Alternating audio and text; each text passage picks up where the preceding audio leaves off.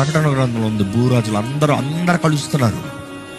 అపవాది, వాడు అనుచరులు, అబద్ధ ప్రవక్త, ద బీస్ట్ అందరు కలిసి వస్తున్నారు.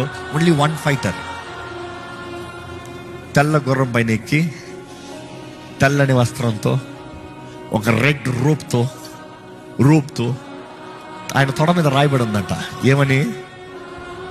పాపం చాలా మందికి తెలియలే.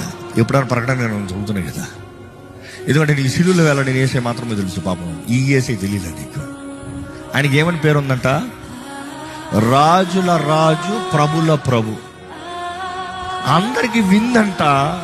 ఆయన దిగి వస్తున్నాడు.